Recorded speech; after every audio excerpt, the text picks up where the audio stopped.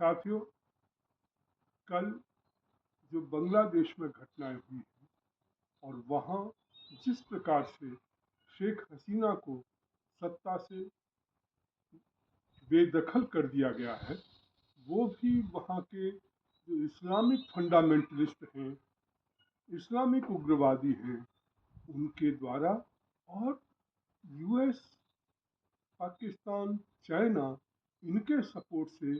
जो वहाँ घटित हुआ है, वो निश्चित रूप से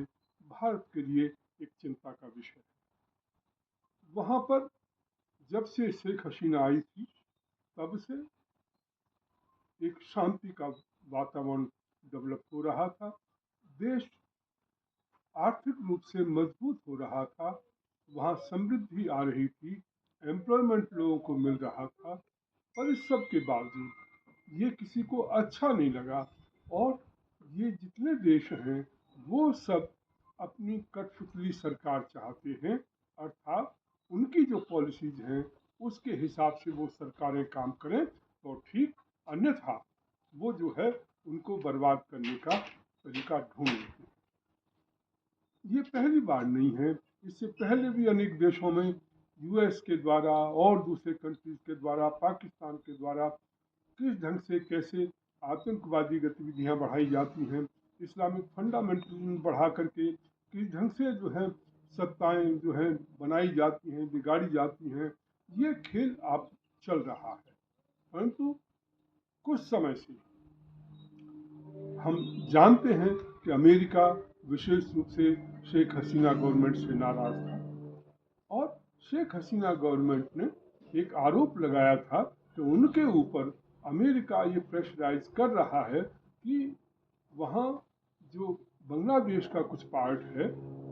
इंडिया का कुछ पार्ट है, नॉर्थ ईस्ट का, म्यांमार का कुछ पार्ट है, उन सब को मिला करके एक क्रिश्चियन देश जो है वहाँ पर बनाया जाए, जिसका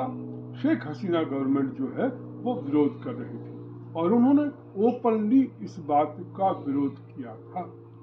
कुछ समय पहले जब ट्रंप के ऊपर अटैक हुआ था, तब भी वहाँ की गवर्नमेंट ने जो है एक बयान दिया था और कहा था कि वहाँ की सरकार को सारे फैक्ट्स सामने लाने चाहिए, सही ढंग से इंक्वायरी होनी चाहिए, क्योंकि वहाँ की सरकार ट्रंप को सुरक्षा देने में नाकामयाब रही है। तो इस रूप में अमेरिका बहुत दिनों से नाराज चल रहा था और जैसे ही इस्लामिक फंडामेंटलिस्ट जो थे उनके माध्यम से जमाते इस्लामी, बीएनपी के जो डिसग्रंटल्ड ग्रुप, उन सबको साथ लेकर के उनकी फंडिंग करके और वहाँ पर ये तमाशा किया गया है। इसके कारण से आने वाले समय में भारत की जनता को और भारत के लोगों को बहुत सी जो सुरक्षा की समस्याएं हैं वो पैदा होंगी। साथ ही वहाँ जो हिंदू जो रहते हैं उनकी सुरक्षा की भी समस्या पैदा हो रही है और अभी भी इसके बहाने से हिंदुओं पर अटैक किया जा रहा है। तो निश्चित रूप से ये एक खतरनाक डेवलपमेंट है और मुझे लगता है मोदी गवर्नमेंट जो है शायद उनको इस ढंग की परिस्थितियों का पता नहीं लग पाया, वो अनुमान नहीं लगा पाए, या जो भी हो उनकी ओर से भी फेलियर रहा कि वे भी इस घटनाक्रम के जो कारण हैं और उसको रोकने के जो प्रयास होने चाहिए शायद वो नहीं कर पाए या उसको सही ढंग से असेस नहीं कर पाए, और जिस कारण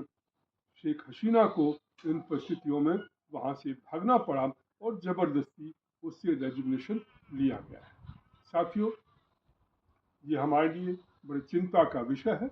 हमें आने वाले समय में हमारी सरकार को, हमारे जो NSA अजीत डोभाल हैं या जयशंकर हैं जो फॉरेन मिनिस्टर, और जो एजेंसीज हैं उनको अलर्ट रहकर, सावधान रहकर इन परिस्थितियों के कारण हमारी सुरक्षा व्यवस्था पर विपरीत प्रभाव न पड़े, ऐसा प्रयास किया जाना चाहिए। बहुत बहुत धन्यवाद।